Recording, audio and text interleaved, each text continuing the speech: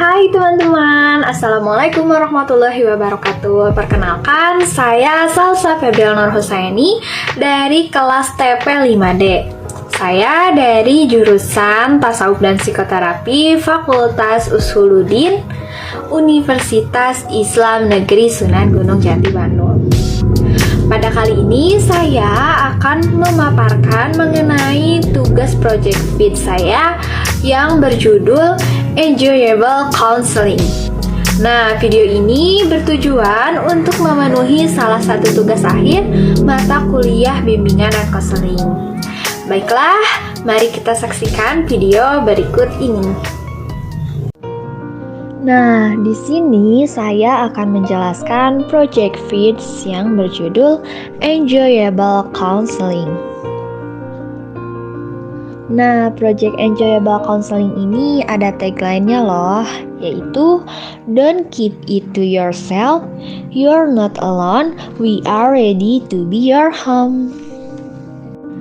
Nah, jadi Enjoyable Counseling ini adalah konseling yang menciptakan sarana atau tempat untuk berbagi cerita dengan suasana yang nyaman dan terpercaya. Jadi, teman-teman tidak perlu takut ketika misalkan ingin bercerita di ruang konseling Enjoyable Counseling ini.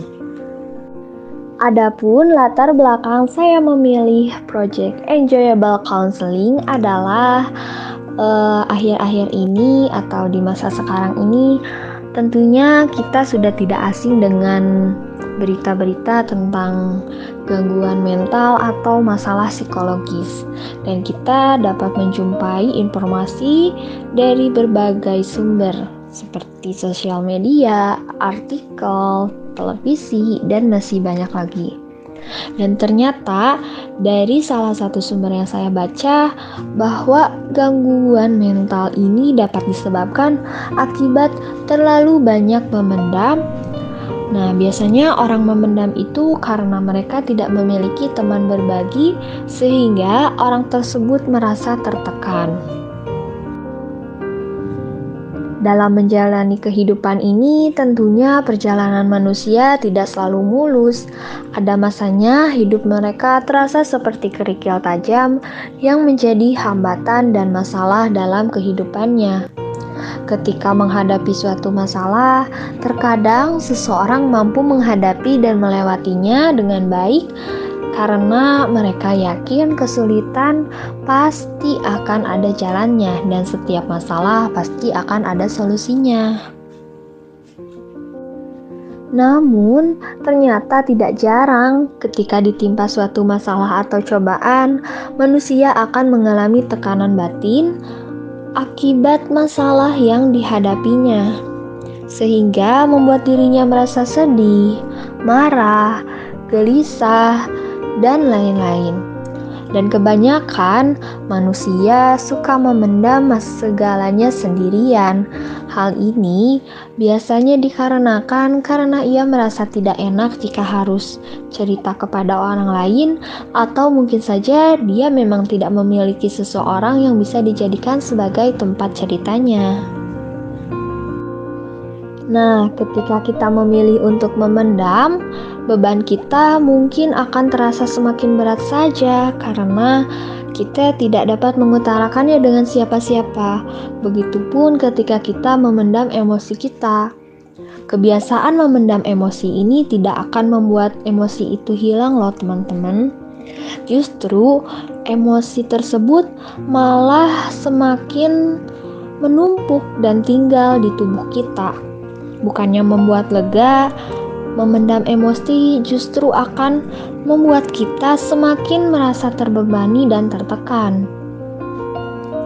Emosi ataupun masalah yang dipendam bisa menimbulkan efek negatif terhadap kondisi fisik maupun mental, serta tidak jarang memberikan dampak buruk pada hubungan dengan orang lain.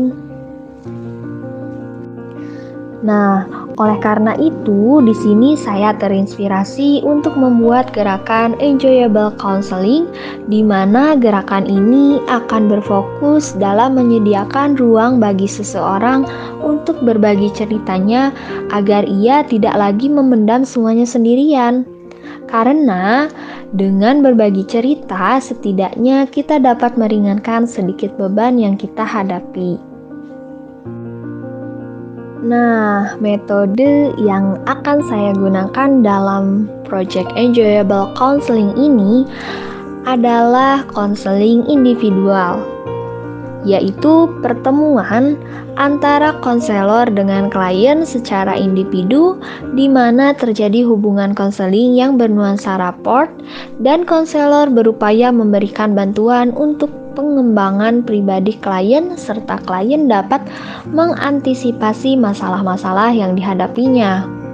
Konseling individu yang akan saya terapkan adalah konseling melalui pendekatan client-centered therapy. Client-centered therapy atau terapi yang berpusat pada klien sering juga disebut sebagai psikoterapi non-direktif. Nah, client-centered therapy ini merupakan suatu metode perawatan dan pengobatan psikis yang dilakukan melalui cara berdialog antar konselor dengan klien yang bertujuan untuk mencapai gambaran yang serasi antara ID self dengan actual self. FEEDS.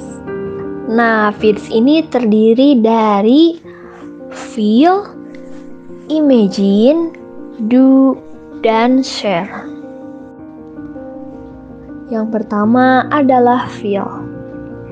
Ketika saya melihat dan mendengar orang-orang yang mengalami depresi, stres, frustasi, ataupun masalah psikologis lainnya, di situ saya merasa simpati karena saya pun pernah merasakannya. Apalagi ketika saya tahu jika masalah itu semuanya berasal dari kebiasaan memendam segala sesuatu, terutama masalah sendirian. Terlebih jika orang-orang yang mengalaminya adalah orang terdekat saya akan merasa sangat bersalah karena tidak dapat membantunya atau tidak dapat menjadi teman untuk sekedar bercerita. Saya pun dapat merasakan sakitnya ketika masalah yang kita miliki cukup berat, tetapi kita tidak dapat mengatakannya pada siapapun dan hanya bisa memendam. Rasanya benar-benar tidak enak, sedih, dan merasa kesepian. Oleh karena itu, saya berpikir untuk mengangkat fenomena ini sebagai bahan project feed saya. Rencananya, saya akan menggunakan metode semacam sesi curhat atau menyediakan suasana cerita yang nyaman melalui konseling individual. Kemudian yang kedua adalah imagine. Setelah saya merasakan dan berempati terhadap kasus ini, saya membayangkan kondisi mental orang yang mengalami ini pasti sangat buruk.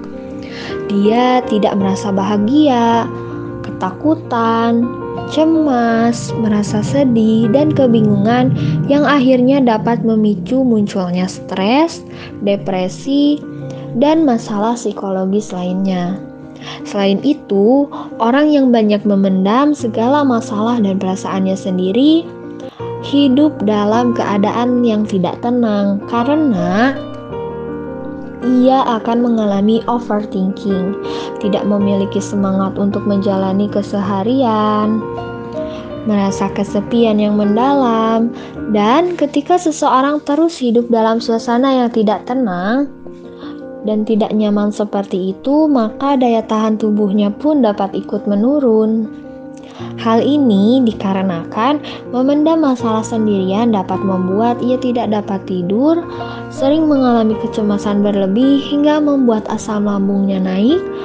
Kemudian pikiran yang terlalu lelah, beratnya permasalahan juga berdampak langsung pada kesehatan tubuh, membuat tubuhnya menjadi mudah lelah, merasa sensitif, dan sering menangis diam-diam.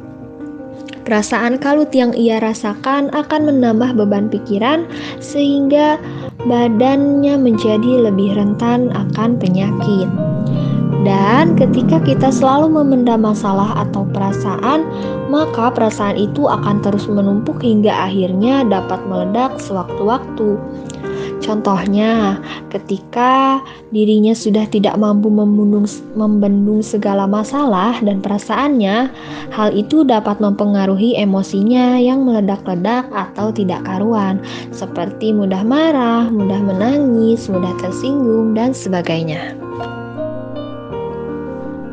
Nah, untuk bagian di sini saya akan menerapkan konseling melalui tatap muka atau interaksi langsung antara klien dan konselor.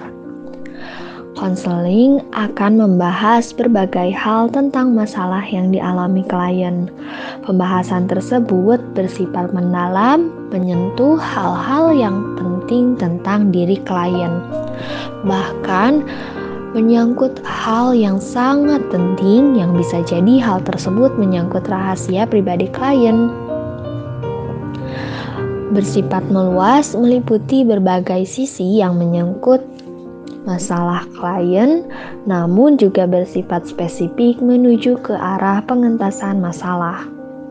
Peranan yang aktif dalam konseling dipegang oleh klien, sedangkan konselor adalah pasif reflektif.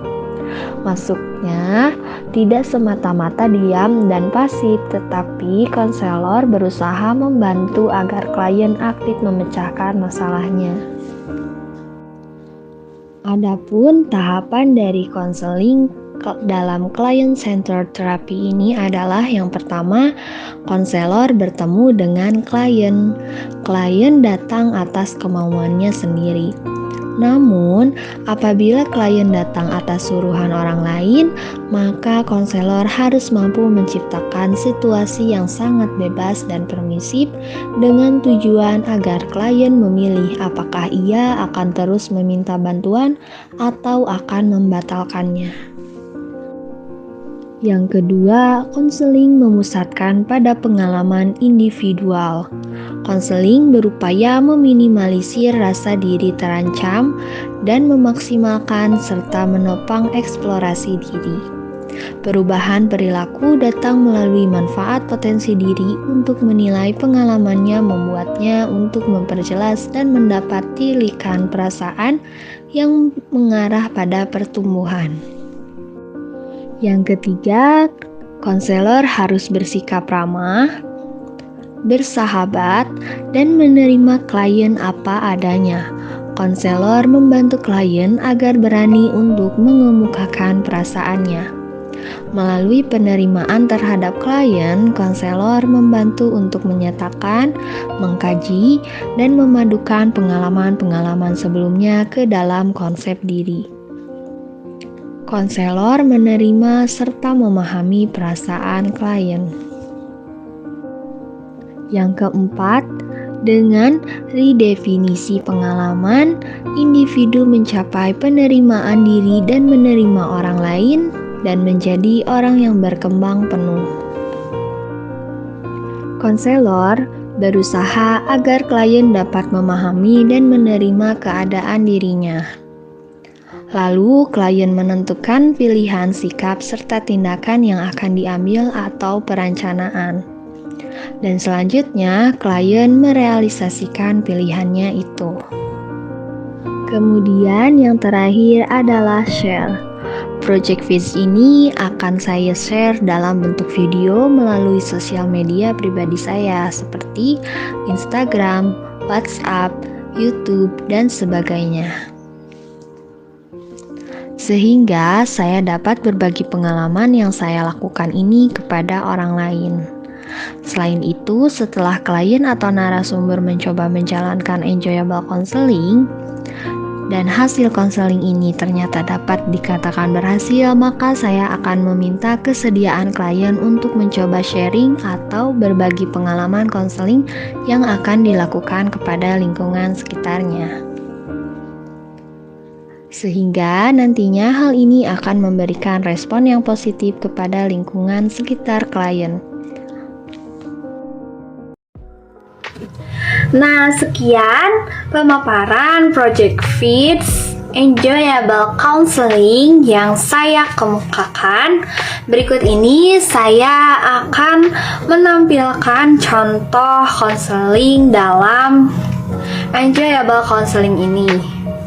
Nah, contoh yang akan saya tampilkan adalah konseling individual berdasarkan pendekatan client-centered atau pendekatan yang berpusat pada klien.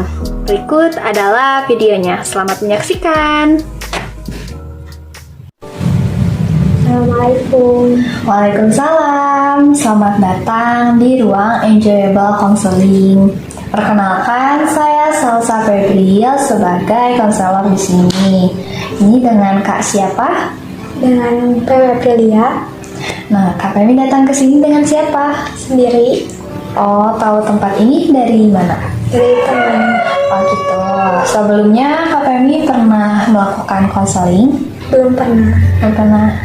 Nah, jadi konseling ini adalah suatu proses pemberian bantuan yang dilakukan oleh konselor kepada klien yang mengalami suatu masalah yang bermuara pada terselesainya permasalahan yang dihadapi oleh klien.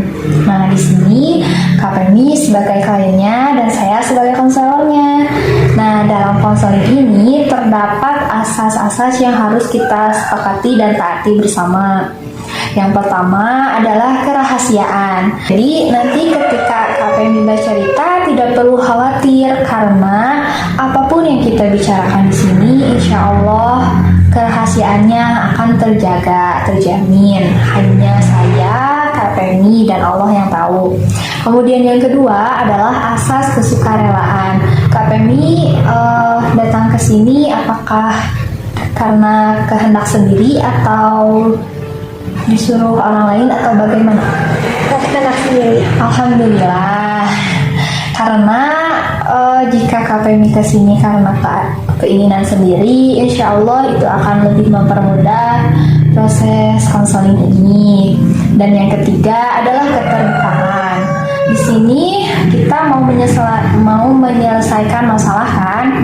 Nah, jadi semakin Kak Pemi terbuka, maka semakin lancar, insya Allah semakin mudah proses penyelesaian masalahnya.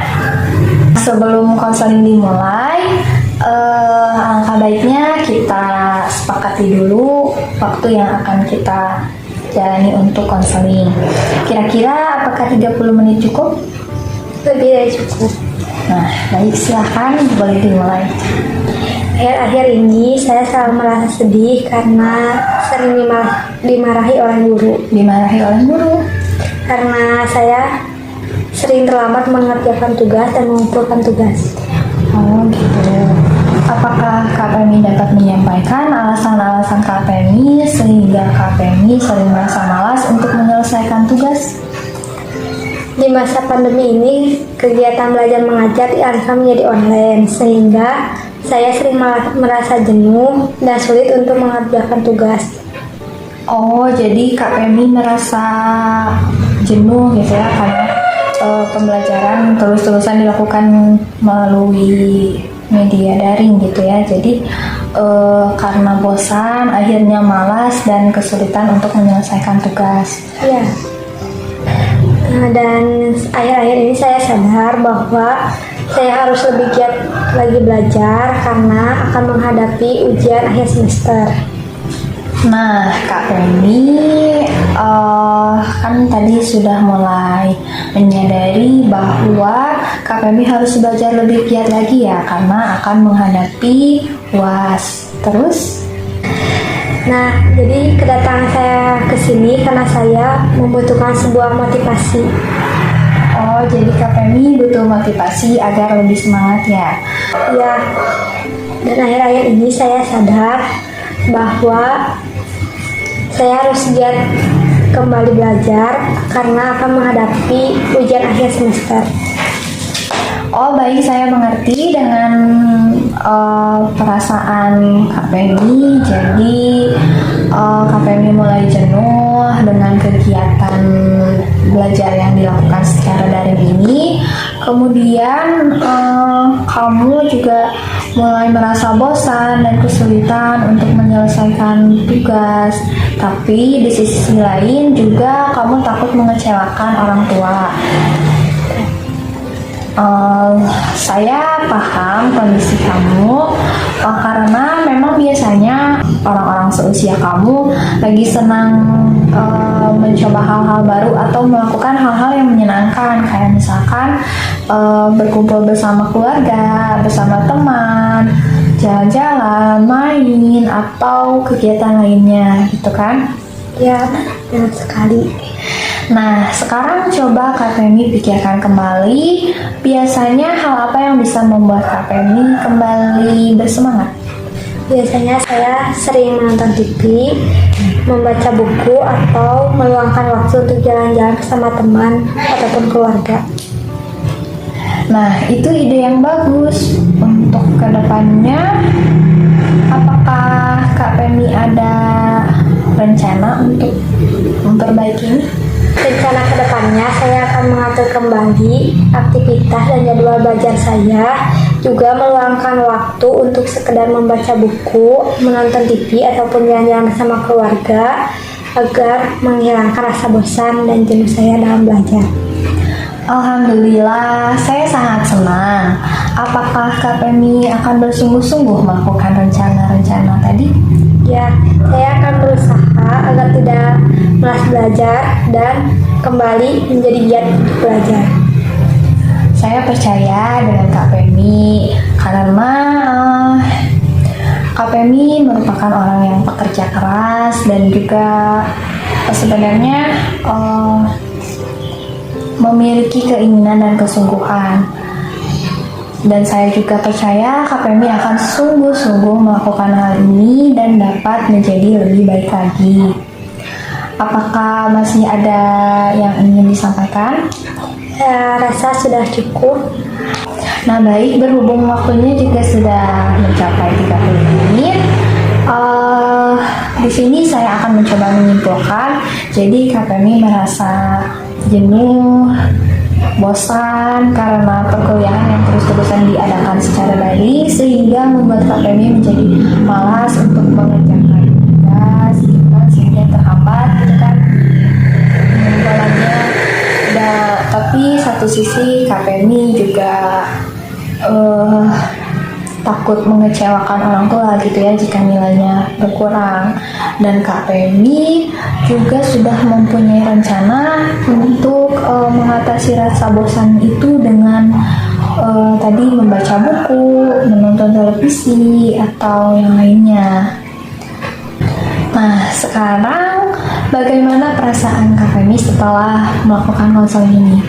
Alhamdulillah, sekarang saya merasa senang dan lega karena sekarang saya mengetahui apa yang harus saya lakukan di hari selanjutnya.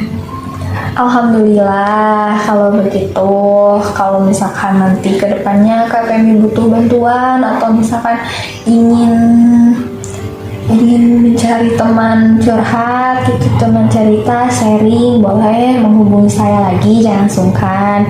Baik, kita akhiri konseling ini. Terima kasih banyak. Assalamualaikum warahmatullahi wabarakatuh. Waalaikumsalam warahmatullahi wabarakatuh. Nah, teman-teman, setelah menyaksikan video tadi, bagaimana? Semoga tidak terlalu mengecewakan ya. Dan mohon maaf untuk segala kekurangan dan kekeliruannya.